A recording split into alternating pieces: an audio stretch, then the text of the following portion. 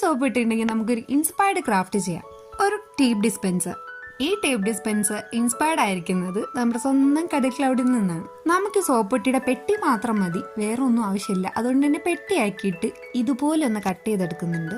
പിന്നെ 2 സൈഡും ഒരു ഹോൾസ് ഇട്ട് കൊടുക്കാം. സ്ട്രോ അല്ലെങ്കിൽ പേപ്പർ റോൾ ഇതുപോലെ ചെയ്തിട്ട് ഞാൻ ആ റോളിനകത്തേക്ക് വെക്കുകയാണ്. ഇത് ടേപ്സ് വെച്ച് കൊടുക്കാനായിട്ടാണ് വെക്കുന്നത്. പിന്നെ നമുക്ക് വേണ്ടത് ഒരു ബ്ലേഡാണ്. ഇത് ട്രൈ ചെയ്ത് നോക്കുന്നവരോട് എനിക്ക് പറയാനുള്ള ഒറ്റൊരു കാര്യം, പുതിയ ബ്ലേഡ് ആരും ദൈവത്തെ എടുക്കരുത്. Not the point. ആര്യ ചേച്ചി പ്രത്യേകം പറഞ്ഞിട്ടുണ്ട്, ബ്ലേഡ് എടുക്കുമ്പോൾ സൂക്ഷിച്ചെടുക്കുക, നമ്മൾ മറന്നു പോകും, എന്തായാലും കൈമുറിയും എന്നുള്ളത്. അതുകൊണ്ട് തന്നെ ഞാനും നല്ല കെയർഫുൾ ആയിട്ട് ചെയ്തിട്ടുണ്ടായിരുന്നു. പ്രത്യേകിച്ച് ഒരു കുഴപ്പവും തന്നെ പറ്റിയിട്ടുണ്ടായിരുന്നില്ല. പിന്നെ കുറച്ച് സ്റ്റിക്കേഴ്സും കൂടെ ഒട്ടിച്ചു കൊടുത്തപ്പോഴത്തേക്കും സംഭവമൊക്കെ സെറ്റായെന്ന് ഞാൻ വിചാരിച്ചു. അത് വെറും വിചാരം മാത്രമൊന്നും അല്ലായിരുന്നില്ല, അടിപൊളിയായിട്ട് തന്നെ കാര്യങ്ങൾ പൊക്കിക്കൊണ്ടിരുന്നു. പിന്നെ അതിന്റെ വർക്കിംഗ് ഒക്കെ ഞാൻ ഇവിടെ കാണിച്ചു തരുന്നുണ്ട്. പിന്നെയാണ് പണി പാളിയത്. ഞാൻ ഇതെടുത്ത് മാറ്റാൻ നേരത്ത് ഈ ബ്ലൈഡിൽ തന്നെ പിടിച്ചമർത്തി കൊടുത്തു.